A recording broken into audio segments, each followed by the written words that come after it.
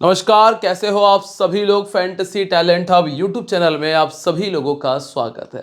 दोस्तों, आज है इंडिया के लिए करो और मरो वाली स्थिति। एक तरफ आपको दानव मिलेंगे तो दूसरी तरफ मानव मिलेंगे। अब इन दानवों से कैसे पार पानी है ये मैं आपको इस वीडियो के अंदर बताऊंगा। साथ ही साथ हम टीम को भी तैयार करेंगे कि कैसी ये टीम आपके लिए बेहतर रहेगी जब आप फैंटेसी में एंटर करोगे। हर एक वो चीज इतने लॉजिक के साथ में समझाऊंगा, जब आप मैच देखोगे ना बैठ के तो आप कहोगे यार ये बात तो विकास भाई ने अपनी वीडियो में पहले ही बता दी थी। तो दोस्तों, इस वीडियो को ध्यान से देख लेना, इसके बाद आप अपने टीम को तैयार करना, अपने कॉम्बिनेशन को रेडी करना, बेहतर टीम तैयार कर पाओगे। चलिए शुरुआत करेंगे। लेकिन जो ज़रूरी चीज़ें हैं जो हमेशा हम लोग करते हैं भाई, जो भी नए लोग हैं पहले चैनल को सब्सक्राइब कर लो, बेल आइकन पर प्रेस कर देना। बाद में आप लोग भूल जाते हो क्योंकि इतनी इन्फॉर्मेटिव वीडियोस देखते देखते पता ही नहीं चलता कि कब टाइम निकल जाएगा। और इसके बाद ना टेलीग्राम ज्वाइन कर लेना जिन लोगों ने टेलीग्राम ज्वाइन नहीं किया है। टेलीग्राम का लिंक भी आपको हमने वीडियो के डिस्क्रिप्शन और कमेंट सेक्शन में दिया हुआ है। इस पर क्लिक करोगे आप मेरे साथ में जुड़ जाओगे, जो कि बिल्कुल फ्री है। ठीक है, दो चीज़ हो गई। अब लाइक करो और वीडियो को देखना शुरू करो। सबसे पहले बात करेंगे वेन्यू के बारे में। मैच होगा कहाँ? ईडन गार्डन्स कोलकाता में। अब पहली चीज इस ग्राउंड से रिलेटेड बता देता हूं कि देखो यहां बैटिंग विकेट मिलने के चांसेस 90% है। 90% चांसेस है कि बैटिंग विकेट देखने मिल जाएगा। दूसरी चीज, ड्यू फैक्टर देखने मिल जाएगा। तीसरी चीज, बाउंड्रीज छोटी हैं तो बड़े स्कोर बनने के चांसेस ज्यादा होंगे। ये तीन चीज जो जरूरी है टीम बनाते समय वो आपको मैंने बता दी है। अब इस मैदान पर हुआ क्या है वो देख लेते हैं। 15 में से 8 बार चेस करने वाली टीम ने मैच को विन किया है। इस मैदान पे जो स्कोर बने हैं 165, 202, 207 और 152 का स्कोर है। दो बड़े स्कोर आपके सामने हैं। एक बार स्कॉटलैंड थी, चूंकि सामने इंग्लैंड थी इसलिए नहीं बना पाई। वेस्ट इंडीज ने इटली के सामने कुछ खास नहीं कर पाया था। ठीक है, स्कोर करने वाले प्लेयर कौन से थे यहां पे देखें आप। शे होप 75 बनाया। इसके बाद विल जैक्स नंबर 7 पर बैटिंग करके 53 बनाया। इसके बाद जॉर्जी मुनसे ओपन करके 84 बनाया और रिचर्ड बैरिंगटन 49 का स्कोर किया। अब एक चीज आपको समझनी पड़ेगी यहाँ पे कि बल्लेबाजों ने जो स्कोर किया वो छोटे वोटे नहीं है। 75 84 जैसे स्कोर है, एक तरफ 53 है। सेकंड इनिंग में देखोगे तो ये तो खैर छोटी टीम है तो इस पर आपको दिमाग नहीं लगाना। इंग्लैंड की तरफ से टॉम बेंटन चौथे नंबर पर बैटिंग कर रहे थे। बेंजामिन मैनंती नंबर 4 पर बैटिंग कर रहे थे, 50 बनाया और यहां पर 60 का स्कोर किया। अब यहां पे भी आपको ये चीज देखनी है कि भैया सेकंड इनिंग में नई गेंद के साथ में विकेट आया है। सेकंड इनिंग में नई गेंद के साथ में विकेट आया है और ये हमने देखा भी है कब, जब कोलकाता और हैदराबाद का मैच हुआ था। मिचेल स्टार्क ने कैसे डंडे उखाड़े थे अभिषेक शर्मा के। तो स्विंग सेकंड इनिंग में देखने मिलने के चांसेस काफ़ी बेहतर है। अब आप देखें 37 पर 3, 43 पर 2, 54 पर 3 और 47 पर 3। अगर आप ये स्कोर देख के ट्रेडिंग करने जाओगे तो मत करना, क्योंकि दोस्तों यहां एक तरफ छोटी टीम है दूसरी तरफ बड़ी टीम है। तो जो आप स्कोर चाह रहे हो वो नहीं आपको देखने मिल रहा है। तो जो मैं आपको बताने वाला हूं उसको ध्यान से सुनो कि भैया पावर प्ले में चाहे इंडिया बैटिंग करे या फिर बैटिंग करे वेस्ट इंडीज, अगर बहुत अनएक्सपेक्टेड नहीं जाएगा तो आपको बहुत आराम से 60 रन का जो आंकड़ा है वो पार होते हुए नजर आ जाएगा। ठीक है, हालांकि इंडिया के पास में गेंदबाजी ज्यादा बेहतर है अगर आप वेस्ट इंडीज से कंपेयर कर रहे हैं तो। ऐसा ही कुछ आप पहली इनिंग में देख रहे हो। देखो यहाँ पे 3 विकेट है, यहाँ पे 0, यहाँ पे 2 विकेट है। दोनों इनिंग्स में नई गेंद के साथ में विकेट आए हैं। तो इसका मतलब यह है कि नई गेंद से जो बॉलर गेंदबाजी कर रहे हैं उनको फायदा मिलेगा, स्विंग देखने मिल जाएगा। जैसे जैसे मैच आगे बढ़ेगा मैच बल्लेबाजों के फेवर में जाना शुरू हो जाएगा। अब यहां पे विकेट किसको मिले हैं जरा वो देख लेते हैं। देखो फास्ट बॉलर को 2, 4, 6, 6, 2, 8, 8 और 3, 11 विकेट। 11 विकेट मिले हैं कितने में से? 40 में से। और स्पिनर को कितने मिले हैं पहली इनिंग में? 2, 5, 7, 7, 2, 9, 9 और 4, 13 विकेट। 13 विकेट मिले हैं किसको? स्पिनर्स को 40 में से। तो 40 में से टोटल विकेट मिले हैं 24 पहली इनिंग के अंदर। सेकेंड इनिंग में अगर हम बात करते हैं तो 7, 3, 10, 10 और 2, 12, 12 और 8, 20 विकेट। 50% विकेट फास्ट बॉलर ने निकाले। 3, 2, 5, 5 7 12, 12 और 2 14 विकेट्स, 14 विकेट मिले हैं स्पिनर्स को। और इस यहाँ पे टोटल विकेट कितने थे? 34, 40 में से सेकंड इनिंग में विकेट ज़्यादा आए हैं। क्यों ऐसा? इसलिए हुआ है क्योंकि सेकंड इनिंग में वैसे जनरली छोटी टीम ने बैटिंग की है, लेकिन फास्ट बॉलर्स को नई गेंद के साथ में बढ़िया विकेट मिले हैं। पहली चीज़ तो आपको ये समझनी है कि यहाँ पे स्पिनर का रोल उतना बड़ा नहीं है जितना बड़ा रोल फास्ट बॉलर्स का है। स्पिनर्स जो विकेट निकाल रहे हैं उनमें कौन कौन से स्पिनर होंगे वो मैं आपको आगे क्लियर कर दूंगा। तो ग्राउंड रिकॉर्ड से और हाँ, जो एक्सपेक्टेड स्कोर है वेस्ट इंडीज और इंडिया दोनों को देखते हुए, वो मेरा जो एक्सपेक्टेड स्कोर है 192 से लेकर 2010 तक का स्कोर आपको देखने, मतलब 210 तक का स्कोर आपको देखने मिल सकता है। अब इंडिया ने ज्यादा मैचेस जीते हैं वेस्ट इंडीज से, क्योंकि जब वेस्ट इंडीज बेकार कर रही थी तब इंडिया ने काफी बार हराया है वेस्ट इंडीज को, लेकिन वर्तमान में वेस्ट इंडीज अच्छा कर रही है। पिछला मैच जो इन्होंने खेला था, इंडिया ने सिर्फ 165 बनाया था और 18 ओवर में सिर्फ 2 विकेट गंवाकर वेस्ट इंडीज ने अपने नाम ये मैच किया था, जिसमें 61 रन बनाए थे सूर्य कुमार ने, ब्रेंडन का 85 था, पूरन का 47 था और शेफर्ड 4 विकेट, अकील हुसैन 2 और जेसन होल्डर 2 विकेट। पहले एक और मैच हुआ जिसमें शाय होप ने 45 किया, हिटमायर का 61 था, जिसमें जायसवाल का 84, गिल का 77, अर्शदीप को 3 और कुलदीप को 2 विकेट मिले। अभी हम सबसे पहले बात कर लेते हैं टीम इंडिया की 11 की। अब क्या क्या बदलाव होने चाहिए पहले हम उस पर बात करेंगे, और अगर वो बदलाव होते हैं तो बहुत अच्छी बात है, नहीं होते हैं तो फिर क्या इस टीम के साथ में होने वाला है वो देखेंगे।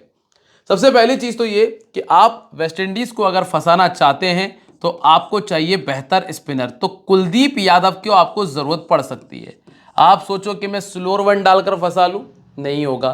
वेस्ट इंडीज़ के पास में ज़बरदस्त वाली पावर है।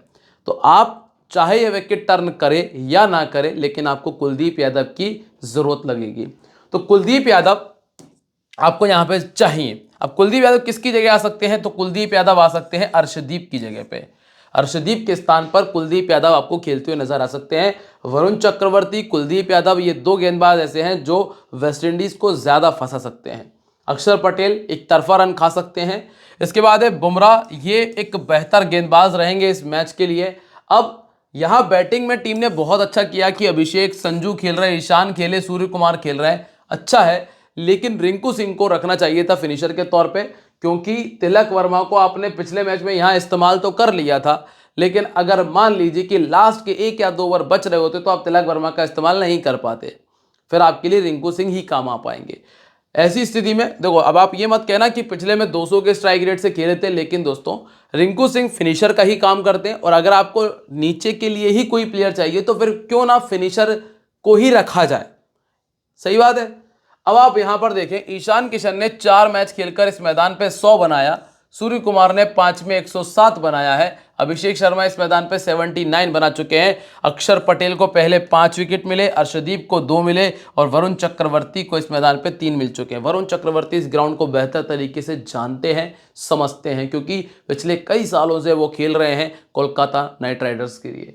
अब आप सबसे पहला नाम देखेंगे अभिषेक शर्मा को। अभिषेक शर्मा को समझ में आ गया है कि उन्हें कैसा खेलना है, तो फिर से आपको अच्छा स्कोर करके देंगे, देखेंगे, समझेंगे और फिर मारेंगे। तो कुल मिलाकर ये आपके लिए कंफर्म है। दूसरा नाम है संजू सैमसन का। संजू सैमसन नई गेंद से लगभग 25-30 आपको करके दे जाएंगे, और कीपिंग में आपको कम से कम 1 से 2 कैचेस करते हुए नजर आएंगे। और 27 का इनका बैटिंग एवरेज है, 250 से 3 बार इन्होंने 100 किया है। पहले बैटिंग करते हुए ये बड़े स्कोर पहले भी बना चुके हैं। मैथ्यू फोर्डे इनको थोड़ा परेशान करेंगे। इसके बाद आते हैं ईशान किशन। ईशान किशन इस सीजन में 4 बार ऑफ स्पिनर से आउट हो चुके हैं। कितनी बार आउट हो चुके हैं? 4 बार ऑफ स्पिनर से आउट हो चुके हैं। रोस्टन चेस का इस्तेमाल जरूर होगा जैसे ही ये बैटिंग करने के लिए आएंगे, इस बात का ध्यान रखिएगा। पहले बैटिंग करते हुए 650 है, सेकंड बैटिंग करते हुए 350, और रोस्टन चेस इनको परेशान करेंगे। इसके बाद है सूर्य कुमार यादव। सूर्य कुमार यादव को मैं छोड़ रहा हूं क्योंकि बहुत ही जबरदस्त वाला स्ट्रगल कर रहे हैं। ये जो 32-33 रन आप देख रहे हो ना, ये स्ट्रगल में आए हैं, और 84 रन जरूर अच्छा कर दिया था, लेकिन उसमें भी कैच ड्रॉप हो गया था।